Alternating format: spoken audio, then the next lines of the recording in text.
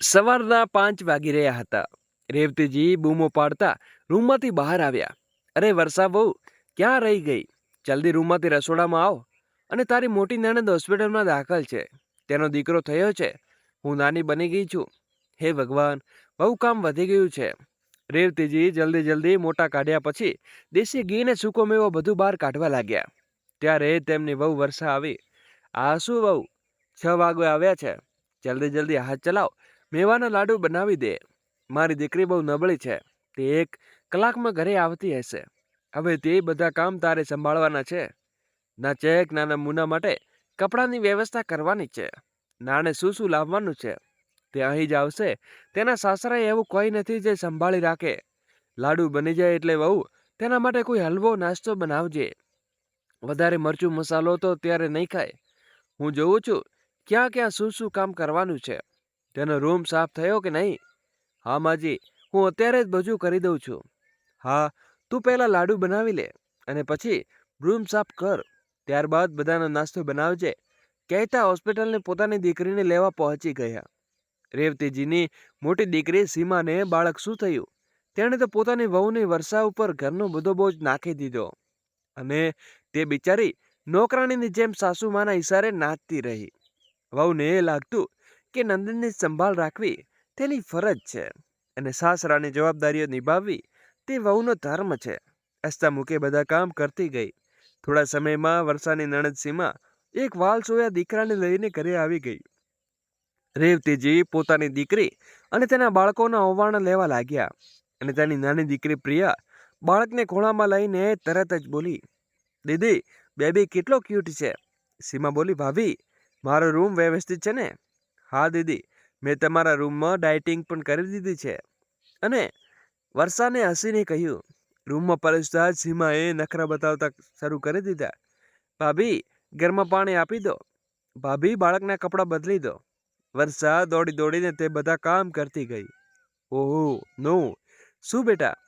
રેવતીજીએ કહ્યું. માં, આને તો નેપિન પહેરાવ્યું જ નહીં, ભૂલી ગઈ. અને તે મારો આખો ડ્રેસ ગંદો કરી દીધો. પલંગની આખી ચાદર બગાડી દીધી. હવે તો હું આના ઉપર બિલકુલ ન સૂઈ શકું. કંઈ વાંધો નહીં બેટા. વહુ, જા જલ્દી ચાદર ધોઈ નાખ. જી મમ્મીજી, હું ધોઈ નાખું છું. વર્ષાએ આખા રૂમની ચાદર કાઢી અને બધું સરસ રીતે સાફ કર્યું. પછી બીજી બેડશીટ પથારી. ત્યારબાદ વર્ષાએ સીમા માટે અલગથી તેલવાળું જમવાનું બનાવ્યું અને તેને જમાડ્યું. વર્ષાના લોકોએ જમાડીને વાસણ સાફ કરીને તેને જમવા બેઠી. ત્યાં જ રેવતીજીનો અવાજ આવી ગયો. તે બંને શ્વાસ લેવાની પણ કોઈ નવરાશ ન મળતા વર્ષાનો પતિ સંજય તેને બહુ ચિંતા કરતો હતો. પણ પરિણામ પરતે ફરજ પણ તેની સારી રીતે જાણતો હતો. એટલા માટે તે વર્ષાને કામ કરવાને ક્યારેય ના ન પાડતો. સંજય પણ બહુ ખુશ હતો. તે મામા બની ગયો છે અને પોતાની દીદીની બાળકને બહુ પ્રેમ કરતો હતો. તેમની નાની નાની ઈચ્છાઓ પૂરી કરતો. તો ક્યારેક નવા રમકડા લાવતો, તો ક્યારેક નવા કપડાં. અને સેવા કરતા કરતા 1 મહિનો વીતી ગયો. વર્ષા દિન પ્રતિદિન નબળી પડતી જતી હતી. કામના દબાણના કારણે પોતાની તંદુરસ્તીનું ધ્યાન રાખવાનો સમય ન મળતા સાસરીવાળા પણ તેને તરફ કોઈ ધ્યાન આપતા ન હતા. એ સંજય ઓફિસમાં કામથી 1 અઠવાડિયા માટે બહાર ગયો હતો. સીમાએ કહ્યું, ભાભી, જરા મારા બાળકને સંભાળી લેજો ને, મારે આરામ કરવો છે. આ કહીને સીમા પોતાના બાળકને વર્ષાના ખોળામાં આપી દે છે અને પોતે મોબાઈલમાં ચેટિંગ કરવા લાગી છે. વર્ષાનો પતિ સંજય શહેરમાં બહાર હતો. તેની મોડી રાત સુધી સીમા વર્ષાને પોતાના રૂમમાં બેસાડી રાખતી, કારણ કે બાળકને રાત્રે જાગતું, રડતું અને દિવસમાં ઊંઘતું. સીમાને બાળક સંભાળવામાં બહુ તકલીફ પડતી. વર્ષા ભોળી ભલી હતી. તેના સીધાપણાનો દીવનો ફાયદો ઉઠાવીને સીમા દરરોજ કોઈને કોઈ બહાને રાત્રે પોતાના રૂમમાં રોકી રાખતી. સવાર પડે એટલે વર્ષાને રસોડું સંભાળવું જ પડતું. 3-4 રાતથી જાગતા જાગતા તેની તબિયત બગડી ગઈ. એક દિવસ સવારે મોડી ઉઠી અને બોલી, માજી, મારી તબિયત સારી નથી, મને ડૉક્ટર પાસે લઈ જાઓ. બહુ ઉલટીઓ પણ આવી રહી છે. અરે ના વહુ, કંઈ નથી, થોડી ગરમી છે, કામ વધી ગયું છે એટલે તબિયત ખરાબ હશે. થોડું લીંબુ પાણી પી લે, સારું થઈ જશે. રેવતીજી વર્ષાની વાત બિલકુલ ન સાંભળતા તે સમયે વર્ષાના સસરાએ કહ્યું, વહુ, જરા મારા માટે ડુંગળીના ભજીયા બનાવી દે ને. હા ભાભી, મારા માટે પનીરના ભજીયા બનાવજો, અને મારે થોડું વહેલું હેલ્ધી ખાવું છે. સીમાએ કહ્યું, રેવતીજીએ કહ્યું ને મારા માટે ભજીયા બિલકુલ ન બનાવતી. તારે તળે નથી ખાવું. તું એવું કર, મારા માટે પનીર પરોઠા બનાવી લે. વર્ષા અણગમતા મનથી બધાની ફરમાઈશો પૂરી કરવા લાગી. અંદરથી તેને બિલકુલ સારું નહોતું લાગતું. વર્ષા આ રસોડામાં કામ કરતા કરતા ચક્કર આવીને બેભાન થઈ ગઈ. તે સમય સંજય શહેરથી પાછો આવ્યો અને વર્ષાની આવી હાલત જોઈને ગભરાઈ ગયો. દોડીને તેને હોસ્પિટલમાં લઈ ગયો.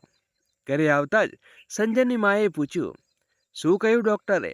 સંજયે કહ્યું, માં, વર્ષાને કમળો થયો છે અને ટાઇફોઇડ બંને એકસાથે થઈ ગયા. લોહીની કમીના કારણે બહુ નબળી પડી ગઈ છે. આ એક ખુશખબરી છે કે તે માં બનવાની છે. ડોક્ટરે ઓછામાં ઓછું 1 થી 2 મહિના બેડ રેસ્ટની સલાહ આપી છે, કારણ કે બહુ નબળી છે, અને દવાઓ આપી છે, સાથે પહેરજીની જે પાળવા પણ કહ્યું.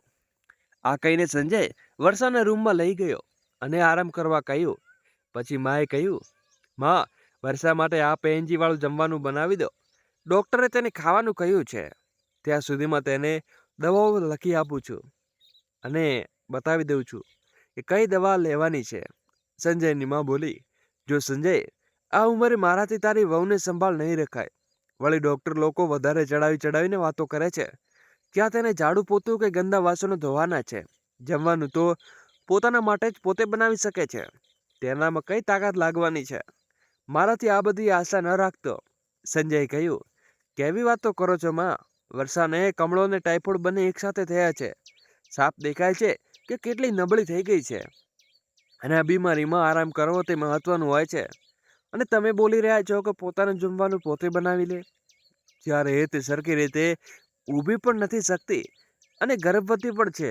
જો સંજય, એમ પણ મારે અત્યારે બધાની રસોઈમાં કામ બનાવવું પડશે. તે મહારાણી તો પલંગ ઉપર પડી છે, ઉપરથી તેના માટે દર્દીઓવાળું ખાવાનું બનાવવાનું મારા બસની વાત નથી. તેનો પિયર મૂકી આવ, ત્યાં તેની ખાતરદારી થઈ જશે. તું આશા ના રાખતો કે હું તારી વહુની કોઈ સેવા કે ચાકરી કરવાની છું. સંજયે કહ્યું, કેવી વાતો કરો છો માં? વર્ષાને પિયર મૂકી આવું, તે પણ આ હાલતમાં? ત્યાં કોણ છે તેની સંભાળ રાખશે? તેની માં છે ને, તે બીમાર રહે છે. તેના હાથમાં કંઈ નથી, તેના માટે કંઈ નહીં કરી શકે. એક ભાભી છે ને જેનું નણદનું આવું બિલકુલ પસંદ નથી.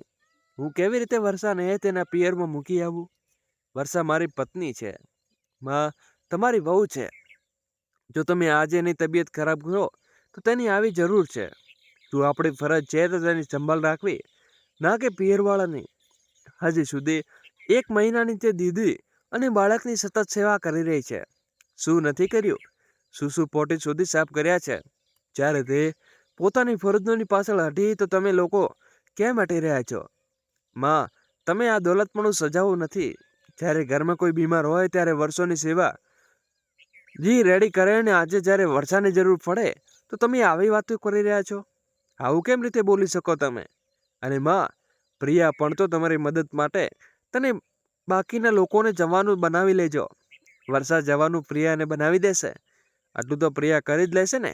બંને મા દીકરી મળીને 1 મહિનાનું રસોડું સંભાળી લેજો. કોઈ નાની મોટી વાત નહીં થાય. અને જ્યારે તે પ્રિયા બોલી, ભૈયા, મારાથી એવી કોઈ આશા ન રાખતા. મારે તો કોલેજ છે, હું ગ્લાસ પાણી પણ નથી આપવાની. તો સંજય મોટી બહેન સીમા તરફ જોવા લાગ્યો. હા, મારાથી પણ કોઈ આશા ન રાખતા, કારણ કે મારું બાળક નાનું છે અને હજુ પણ બહુ નબળાઈ લાગે છે. એવું કરું છું કે આજે સાસરીમાં જતી રહું. સીમા બોલી. સંજય કહ્યું, વાહ પ્રિયા, તું મારા દીદીને કેટલી સારી રીતે વાતો કરી રહ્યા છો. જ્યારે વર્ષા બધા માટે કરે છે ત્યારે તે સારું, અને આજે જ્યારે તેને જરૂર પડી છે તો બધા કિનારો કરી રહ્યા છો. ત્યાં સુધીમાં સંજય પિતા લખનજી આવી ગયા અને બોલ્યા, બકવાસ બંધ કર સંજય. વહુની ફરજ હોય છે સાસરીવાળાની સેવા કરવી, અને તારી વહુના નોકર નથી કે તેની સેવા કરી રહીએ. ચૂપચાપ જઈને વર્ષા તેના પિયરમાં મૂકી આવો. અમે તેને અહીં બેસાડીને નથી ખવડાવી શકતા. ત્યારે તે સાજી થઈ જાય ત્યારે લઈ આવજે. વહુનો ઈલાજ પૈસા પણ આપી દેજે. બીજું શું જોઈએ? પણ આશા ન રાખતા કે તારી માં કે બહેન તારી પત્નીની સેવા કરશે. વહુ છે, ઘરની દીકરી નથી, અને અમે સાથે બેસાડી રાખીએ, સમજ્યો? કહીને સંજયના પિતા ત્યાંથી ચાલ્યા ગયા. પોતાના ઘરવાળાનું આવું વૃક્ષ વર્તન જોઈને સંજયને બહુ મોટો આઘાત લાગ્યો. વાહ, જે વર્ષમાં એક પગે ઊભા રહીને ઘરવાળાઓને આગળ પાછળ કરતી હતી, આજે જ્યારે તેને જરૂર પડે છે ત્યારે બધા તેનાથી મોં ફેરવી રહ્યા છે અને તેને પિયર મોકલવાની વાતો કરે. શું વહુની ફરજ માત્ર સાસરીવાળાની સેવા કરવાની જ છે? શું વહુની સેવા કરવી સાસરીવાળાની ફરજ નથી? શું વહુ માણસ નથી હોતી? વિચારતા વિચારતા સંજય ઘરની બહાર આવી ગયો. તક મળતા જ રેવતીજી વર્ષાના રૂમમાં ગયા અને બોલ્યા, વહુ, બહુ નાટક ના કરે. શું જરૂર છે ત્યારે બાળક પેદા કરવાની? અત્યારે તો મારી વચલી દીકરી પણ પ્રેગ્નેન્ટ છે, તેની પણ તારે સેવા કરવાની હતી. જઈને આ બાળક પાડી નાખ, કોઈ દવા ખાઈ લે, થોડા સમય પછી પેદા કરી લેજે. રેવતીજીની વાત સાંભળીને વર્ષા આશ્ચર્યચકિત થઈ ગઈ. લગ્નને 5 વાર થઈ ગયા હતા. બધા લોકો તેને વાંજણીનું મેણું મારતા હતા, અને આજે જ્યારે ઈશ્વરે ખોળો ભર્યો હતો, બધા બાળકો પાડી નાખવાની વાત કરી રહ્યા છે. શું આ કોઈ રમત છે જે આજે નહીં તો કાલે રમી લઈશું? તેના આંસુમાં આંસુ આવી ગયા. તેટલી સ્વાર્થી છે સાસુ. તેને મનથી બહુ ગુસ્સો આવી રહ્યો હતો. તે સમયે સંજય રૂમમાં પહોંચ્યો અને તાળીઓ પાડતા બોલ્યો, વાહ મા વાહ, કયા જન્મની દુસામત કાઢી રહી છે. આજે જ્યારે વહુનો ખોળો ભરાયો તો તું જશ્ન મનાવવાને બદલે માતમ મનાવી રહી છે. તું એ જ માણસ છે ને જે સૌથી વધારે વર્ષાને તાણા મારતી હતી કે વાંજણી છે અને બિચારી સાંભળીને ચૂપ થઈ જતી હતી. સંજયે ગુસ્સામાં કહ્યું, કાન ખોલીને સાંભળી લો તમે બધા. વર્ષા ક્યાંય નથી રહી, અહીં જ રહેશે. હું કરીશ તેની સેવા. કોઈ જરૂર નથી તમારા લોકોને મારી પત્નીની સેવા કરવાની. મારી પત્ની છે, હું જોઈ લઈશ, પણ હું તેને પિયરમાં ક્યારેય નહીં મોકલું. દરેક ડગલે તેને મારો અને મારા ઘરવાળાને સાથ આપ્યો છે, અને આજે જ્યારે તે બીમાર છે તો તમે સાથ છોડી દેશે. મારો તમારા લોકો જેવો નાનો વિચાર નથી. કહીને સંજય વર્ષાના પહેલા આંસુ લૂછવા લાગ્યો. સંજયે જોતા જ વર્ષા ફૂટી ફૂટીને રોવા લાગી. તે બહુ ગભરાયેલી ગઈ હતી. તેને લાગતું કે ક્યાંક પોતાના મા બાપની વાતોમાં આવીને સંજય તેને પિયર ન મૂકી આવે, અને પિયરમાં તો ભાભી તેનું જીવનું આરામ કરી દેશે, કારણ કે માની બધી પ્રોપર્ટી ભાઈ ભાભી પચાવી બેઠા છે. સંજયે વર્ષાને ગળે લગાવી લીધી ને બોલ્યો, તું ચિંતા ન કર, હું છું ને. વર્ષાએ કહ્યું, મારી વહજી તારે મા બાપ અને બહેન સાથે લડાઈ થઈ ગઈ છે અને વહુ ગભરામણ થઈ ગઈ છે. સંજયે કહ્યું, તું તેની ચિંતા ન કર. ઓછામાં ઓછું આ બહાને એ તો ખબર પડે કે સંબંધો કેટલા સ્વાર્થી હોય છે. તું કેમ ચિંતા કરે છે? તારી કોઈ ભૂલ નથી. બીમાર તો કોઈ જાણી જોઈને નથી થઈ, અને જ્યારે લોકો વહુ પાસે આશા રાખે છે તો બીમારીમાં તેની સેવા કરે, તો વહુની સેવા કરવી એ પણ તેની ફરજ છે ને. આરામ કર, હું આવીને તેને દવાઓ લખી આપું છું. ક્યાં કઈ દવા લેવાની છે, અને તારા માટે પેન્જીવાળું જમવાનું પણ બનાવી લાવું છું. તો બિલકુલ ચિંતા ન કરતી, હું બધું જ સંભાળી લઈશ. કહીને વર્ષાના માથા ઉપર હાથ મૂકી સંજય તેને વહાલ કર્યો અને રૂમની બહાર ચાલ્યો ગયો. સંજયના મા બાપ બધું જોઈ રહ્યા હતા. સંજયને રૂમની બહાર નીકળતા તેના પિતાએ તાળું માર્યું. લ્યો, આવી ગયા બૈરાના ગુલામ. સંજયે કહ્યું, હા પાપા, છો બૈરાનો ગુલામ. જો પોતાની બીમાર પત્નીની સેવા કરવી તેનું ધ્યાન ન રાખવું તો બૈરાની ગુલામી હોઈ શકે છે. બૈરુનો ગુલામ અને મને કોઈ ફરક નથી પડતો આવી ગુલામીથી. ઓછામાં ઓછું તમારા લોકો જેવો સ્વાર્થી તો નથી ને, વહુ પાસે આખા પરિવારની નોકરીનું જેમ કામ કરાવે. કહેતા સંજય રસોડામાં જતો રહ્યો ને વર્ષા માટે પેન્જીવાળું જમવાનું બનાવવા, અને સંજય વર્ષા માટે ટોમેટો પાલકનો સૂપ ને દળીઓ બનાવ્યા. પછી વર્ષાએ રૂમમાં જઈને ખવડાવ્યા. સંજયના મા બાપ અને બહેનને આ બધું જોઈ રહ્યા હતા અને આપસમાં ગુપસ પુપસ કરી રહ્યા હતા. જોઈ લે, કેટલા દિવસમાં બૈરાની ગુલામી કરે છે. આખરે ઓફિસમાં પણ જવાનું છે ને, અને તમે કંઈ નથી કરવાના. તમે તો તેના નોકર છીએ શું? વળી તેના ડ્રામા બહુ વધારે છે. એટલી પણ શું બીમાર છે કે પોતાના માટે ખાવાનું પણ બનાવી શકતી નથી? વર્ષા સંજયને બોલી, મારી પાસે ઊભો થવાની પણ શક્તિ નથી. જ્યારે તું કાલે ઓફિસમાં જઈ રહીશ ત્યારે શું કરીશ? હું તો બાથરૂમ જવા માટે પણ 100 વાર વિચારું છું. સંજયે કહ્યું, તું ચિંતા ન કર, બધું જોઈ લઈશ, તું બસ આરામની ચિંતા કર. અને સંજય ઓફિસે કરીને 1 મહિનાની રજા લીધી હતી, કારણ કે એક પ્રાઇવેટ કંપનીમાં નોકરી કરતો હતો. તેની રજાના કારણે તેની 1 મહિનાની સેલેરી કપાવવામાં આવતી હતી. વર્ષા બોલી, સંજય, આ શું કરે છે? તારો 1 મહિનાનો પગાર કપાઈ જશે, મુશ્કેલી થઈ જશે. સંજયે કહ્યું, કંઈ નહીં થાય, તું આટલા દિવસોમાં કંઈ કમાયો નથી, કંઈ ભેગું નથી કર્યું. સેલેરી નહીં મળે તો શું થઈ ગયું, આપણે મેનેજ કરી લઈશું. અને હું તો આ હાલતમાં એકલી છોડીને ઓફિસ નથી જવાનો. હું બસ અત્યારે ફ્રેશ થવા જાઉં છું, તું બસ આરામ કર, પછી તારો અને મારો નાસ્તો થઈને આ લઈ આવું છું. કહીને સંજય રૂમની બહાર ચાલ્યો ગયો. સંજયના માતા પિતા તેને જોઈ રહ્યા હતા. સંજય જેવા બાથરૂમમાં ઘૂસ્યો કે વર્ષાના આંસુ મોટી નણંદ સીમા અને નાની નણંદ બધા રૂમમાં આવી ગયા છે અને તેને જાત જાતના તાણા મારવા લાગ્યા. જો તારી વજહથી શું થયું? તારા પતિનો આખા મહિનાનો પગાર જતો રહ્યો. શરમ નથી આવતી તને આવો નાટક કરતા? માન્યું છે કે તું ગર્ભવતી છે, પણ ભાભી, મેં પણ પ્રેગ્નન્સીમાં ક્યારે આવો નાટક નથી કર્યા. અને હું તો અહીં તમારી પાસે સેવા કરવા આવી હતી અને તમે જ ખાટલો પકડીને બેસી ગયા. સીમાએ કહ્યું, પણ એટલી જ બીમાર નથી કે પોતાના માટે ખાવાનું પણ ન બનાવી શકે?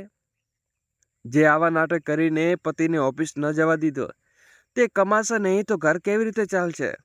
કેમ કે તેને બૈરાનો ગુલામ બનાવી રાખ્યો છે. અને ન જાણે શું વર્ષાએ કહેવા લાગ્યા. તેની આંખોમાંથી આંસુની ધાર વહી રહી હતી. વર્ષાને બોલતા બોલતા તેની સાસુ અને સસરા અને નણંદને જે ધ્યાન ન રહ્યું કે સંજય રૂમમાં આવી ચૂક્યો છે. તેમની બધાની વાતો સાંભળી રહ્યો છે.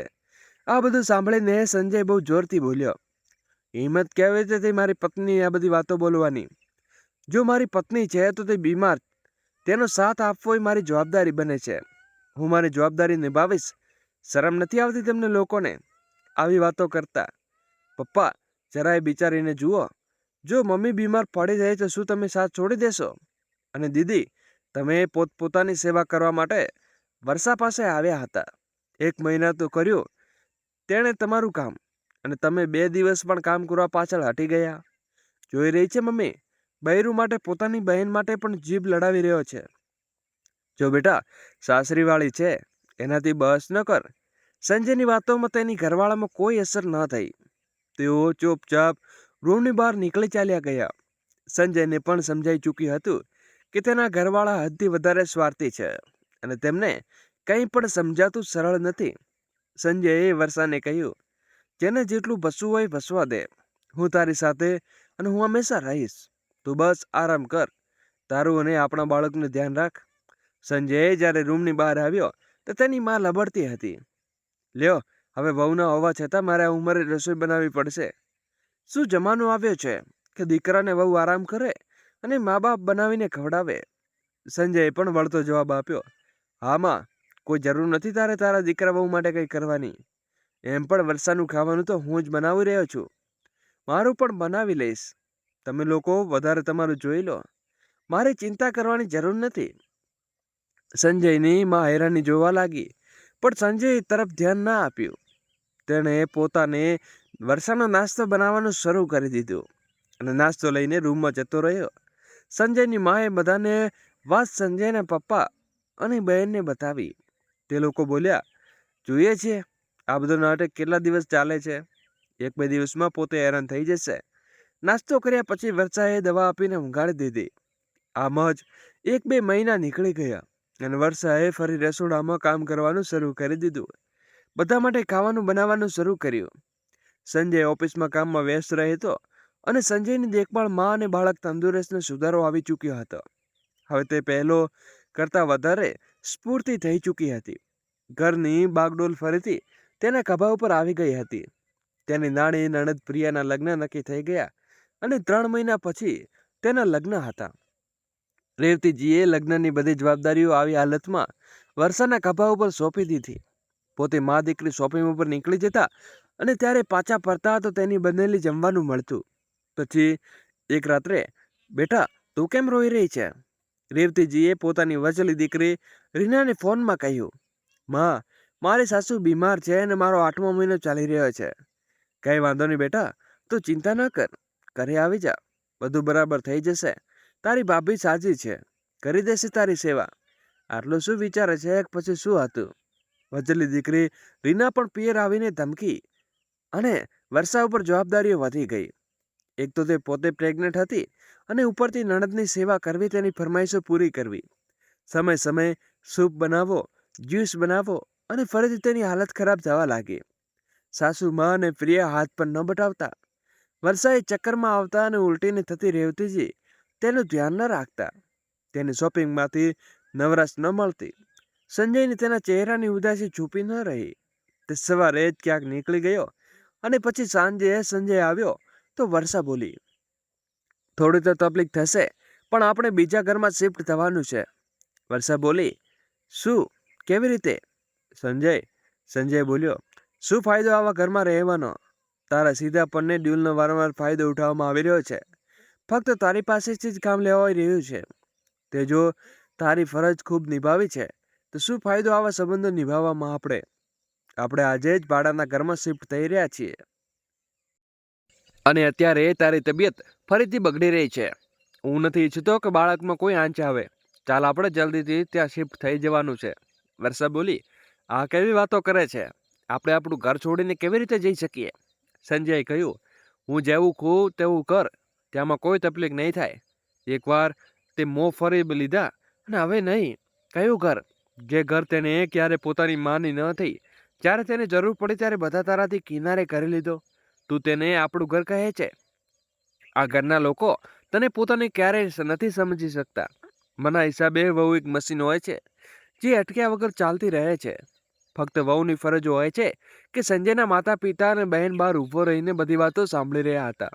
તેમણે સંજયને ઉલટું બોલવાનું શરૂ કરી દીધું, અને કહ્યું, વાહ, આજે પોતાના મા બાપ અને બહેને છોડીને જઈ રહ્યો છે.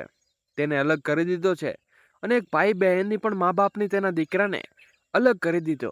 તો સંજયે કહ્યું, વર્ષાએ કંઈ પણ નથી કર્યું. જે પણ કર્યું છે તે તમે લોકોએ કર્યું છે. અને આપણે સારું થયું કે બધા લોકો પોતાના ઓછો અને બહાને આંસુલો અસીલ ચહેરો સામે આવ્યો, અને મારી આંખોમાં ખુલી તો ખબર પડી કે વહુને કેટલા સાસરીવાળા ક્યારેય નથી અપનાવી શકતા. સંજયના મા બાપે કહ્યું, થોડી તો શરમ કર. 2 મહિના પછી તારી બહેનના લગ્ન છે, અને હવે તું ઘર છોડીને જઈ રહ્યો છે, પોતાની બૈરીને લઈને. બહેનના લગ્ન કોણ કરશે? અને બધી તૈયારીઓ કોણ કરશે? તારી બૈરીની કોઈ જવાબદારી નથી કે નંદનના લગ્નની સેવા કરે? તમે એને તારી બૈરીની શરમ નથી આવતી? આ ઘર છોડીને જતા, તે પોતાની બધી જવાબદારીઓ ભાંગતા. સંજયે કહ્યું, અચ્છા, તે ઘરને વહુ બની ગઈ, અને જ્યારે તેને જરૂર હતી ત્યારે તે પિયર મૂકી આવો. વાહ માં, શું કાયદો છે તમારો! જ્યારે પોતાનું કામ હોય છે ત્યારે ઘરની વહુ, અને જ્યારે વહુની જરૂર હોય છે ત્યારે પરાઈ સ્ત્રી. બહુ સરસ માં, શું વાત કહી રહી છે? કાન ખોલીને સાંભળી લે. માં, વર્ષા હવે તમારી દીકરીઓની ડિલિવરીનો ઠેકો નહીં લે. આજે તમે લોકો મારી આંખો ખોલી દીધી. વર્ષાને તમે લોકો આજ સુધી અપનાવી નથી શકતા, અને ન તો ક્યારે અપનાવી શકશો. આ વાત બહુ સારી રીતે ખબર છે. તો પછી વર્ષા કેમ ઘરની જવાબદારી ઉપાડે? તે તમારી પત્ની છે. ફક્ત મારા પરિવારની જવાબદારી ઉપાડશે. મારા માટે પરિવારની મારા તનાના બાળકની છે. ન તો મારા માતા પિતા પડતે કે 3 બહેનોની જવાબદારી પણ હું નથી ઉપાડતો. કારણ કે તમારી દીકરીઓ છે, તમે જાણો, જ્યારે તે પોતાની ભાભીની જરૂર સમય ખાવાનું નથી બનાવી શકતી. તે બોલીને મારાથી આશા ન રાખતા, તો પછી તે મારાથી કેવી રીતે આશા રાખી શકે? કોઈ જવાબદારી નથી કે તેના માટે, ન તો મારી પત્નીની છે કે ન તમારી દીકરીઓની. તેની જવાબદારી મારી ફરજ છે, કારણ કે બાળકોની જવાબદારી મા બાપ ઉપર હોય છે, ભાઈ પણ નહીં. હા, મારી જવાબદારી તમારા પ્રત્યે છે, તો તમારી સેવા હું કરીશ, તનથી ને ધનથી પણ. પણ બહેનજી, તમારી જવાબદારી મારી નથી. જે રીતે તમે લોકોએ મારા લગ્ન કરાવ્યા, તે રીતે તમારી દીકરીના પણ લગ્ન કરાવો, અને મારાથી આશા ન રાખતા, ના મનથી ના ધનથી. તમારી દીકરી તમે જાણો, આ ઘર ઉપર જેટલો મારો હક છે તેટલો જ એમનો પણ છે. આ ઘરમાં અડધા ભાગીદાર છે તે, અને પોતાનો ભાગ લે અને પોતાની જવાબદારી નિભાવે. પણ મારી તેના પ્રત્યે કોઈ જવાબદારી નથી. અને હા, તમે લોકો મારા માતા પિતા છો. મારી પત્ની વર્ષા નહીં, વર્ષા તમારી દીકરીઓની જવાબદારી કેમ ઉપાડે? તમારી જવાબદારી ઉપાડવી મારી ફરજ છે, વર્ષાની નહીં. કારણ કે વર્ષા માટે તમે લોકો જે કર્યું નથી તે વર્ષાની જવાબદારી અને તેના મા બાપ પરતે બને છે, તમારા પરતે નહીં. એવું હું એટલા માટે કહી રહ્યો છું કારણ કે એવું કહેવા માટે તમે લોકોએ મને મજબૂર કર્યો છે. વર્ષા આ ઘર માટે, તમારા લોકો માટે હવે કોઈ કામ નથી કરવાની, ના ક્યારે તમને કોઈ સેવા કરવાની કે ના કશું કરીશ. મારી પત્નીને કોઈ આશા ન રાખતા હું અને મારી પત્ની ઘર છોડીને જઈ રહ્યા છીએ. તમને તમારી દીકરીના લગ્ન જેવા કરવા હોય તેવા કરો, અને મને તેનાથી કોઈ લેવા દેવા નથી. તમારી દીકરી છે, તમે જાણો. અને ક્યારે તમે લોકોને જરૂર પડશે તો ફક્ત હું આવીશ તમારી સેવા કરવા માટે, ના કે મારી પત્ની વર્ષા. હા, બાળપણથી તમે લોકોએ મારો અને મારી બહેનનો બહુ ખ્યાલ રાખ્યો છે, અને આજે તમે તમારી દીકરી વિશે વિચારો છો. પછી તમારી મરજી, તમે ચાહો તો આખો ભાગ તમારી દીકરીને આપી શકો છો, પણ તમારી જવાબદારી જેટલી મારી બને છે એટલી એમની પણ છે. જો મના કરે તો પોતાની દીકરીના લગ્નનું કાર્ડ મોકલી દેજો. મહેરબાની કરીને જેમ હું અને મારી પત્ની આવી જઈશું, પણ આનાથી વધારે આશા ન રાખતા. મન ન કરે તો ન મોકલાવું કાર્ડ. મને પણ કોઈ જરૂર નથી આવા સ્વાર્થી સંબંધોની. સંજયના માતા પિતા અને બહેનને સમજાઈ ચૂક્યું હતું કે મામલો બહુ બગડી ગયો છે. હવે એ પાછો ઊંધો કરી ચૂક્યો છે. તેણે સંજયને મનાવવાનો પ્રયત્ન કર્યા અને પ્રેમથી બોલ્યા, અરે બેટા, તું તો અમારી વાતોમાં ખોટું લગાડી ગયો. અમે કરડા થઈ ગયા છીએ, કંઈ પણ બોલીએ છીએ. અમારી વાતોને દિલ ઉપર કેમ લે છે? તારા સિવાય અમારું બીજું કોણ છે? અને વર્ષા અમારા માટે નહીં વિચારે તો કોણ વિચારશે? સંજયે કહ્યું, તમારા મોંમાંથી અલગ થવાના નામે મધ ટપકવા લાગ્યું. તે જ મોંમાંથી કાલ સુધીમાં આગ નીકળતી હતી. પ્રિયા બોલી, શું ભૈયા, નાની એવી વાતોમાં દિલ ઉપર લઈને બેસી ગયા. હવે અમે ભાભીનું ધ્યાન રાખીશું અને રસોડામાં હાથ બટાવશું, શાક સમારશું. ભાભી તમારી પત્ની છે, આ ઘરની વહુ છે. તેના માટે અમે ને કરીએ તો કોણ કરશે? હવે ભાભીને લઈને ક્યાંય ન જાઓ. ભાભીની પૂરી સેવા કરશે તેના સાસરે. સંજયે કહ્યું, હું હવે તમારા લોકોની મીઠી મીઠી વાતોમાં નથી આવવાનો. તમારો અસલી રંગ તો હું વારંવાર દઈ ચૂક્યો છું, અને મારે જે બોલવાનું હતું તે બોલી લીધું. જવાબદારી મારી તો છે, પણ હું પૂરી કરીશ. જરૂર પડશે તું મમ્મી પપ્પાની પાસે હાજર થઈ જઈશ. તેને હાથ જોડતા કહ્યું, માં, દુનિયાની એક બહુ મોટી સચ્ચાઈ છે કે દરેક ઘરમાં સાસુ સસરાની સેવા ફક્ત વહુઓ જ કરે છે. દીકરો તેને મોટા ભાગે ઘરની બહાર રહે છે, અને વહુને ક્યારે સાસરે માન સન્માન નથી મળી શકતું. જિંદગીભર તેણે એ સાંભળવું પડે છે કે વહુ બીજા ઘરમાં આવી છે, આ ઘરની સદસ્ય નથી. પણ હા, જવાબદારીઓ તેના માથે પૂરી નાખી દેવામાં આવે છે. માં, તમારા લોકો મને રોકવાનું કારણ એ નથી કે હું તમારો દીકરો છું, પણ તમને મારાથી બહુ પ્રેમ છે. બલકે એ તમારી વહુ વર્ષા ઘરમાંથી જતી રહેશે તો ઘર કોણ સંભાળશે? તમારા લોકોની સેવા કોણ કરશે? ફક્ત આ જ કારણે તેને લોકો રોકી રહ્યા છો ને? પણ માં, હવે મારો નિર્ણય નહીં બદલાય. વહુ બિચારી સમજીને મેં નિર્ણય લઈ લીધો છે. માં, વર્ષાને પણ હવે તેને માન સન્માન મળશે અને સન્માનની હકદાર છે. બસ માં, ભગવાન પાસે એવી પ્રાર્થના કરજે કે તારી દીકરીને એવું સાસરું ન મળે જે કાલથી જો તબિયત ખરાબ થઈ જાય તો તેના સાસુ સસરા તેને પતિએ એવું બોલે કે આને જઈને તેના પિયર મૂકી આવો. એકવાર વિચારી લો માં, કેટલી તકલીફ થઈ હશે જ્યારે સાસુ સસરા આવી વાતો છે કે વહુ માટે કરતા હશે. વહુ પોતાનું સાસુ સસરાનું દરેક તકલીફમાં તેમની સાથે ઊભી રહે છે. ભગવાન મનાવે કે માં, તારી દીકરી સાથે એવું ન થાય. અને હા, વહુ સારી રીતે ખબર છે, ભલે ગમે તે લોકો આજે મને મનમાં બહુ બુરું કરી રહ્યા હશો, પણ મનોમન એ જ વિચારતા હશો કે પ્રિયાનો પતિ પણ મારા જેવો હોય, જે પોતાની પત્નીનું ધ્યાન રાખનારો હોય. આટલું કહીને સંજય વર્ષાને લઈને ચાલ્યો ગયો. આ વાર્તાનો બોધ છે કે વહુ જો બીમાર હોય તો પિયર ન મોકલી અને સાસરે તેની સેવા ચાકરી કરવી જોઈએ. વહુ આપણા પરિવારનો એક ભાગ છે. જય શ્રી કૃષ્ણ. રાધે રાધે. ફરી મળીશું નવા વિડીયો સાથે. ત્યાં સુધી બધાને જય શ્રી કૃષ્ણ. કોમેન્ટ બોક્સમાં જય શ્રી કૃષ્ણ જરૂર લખજો.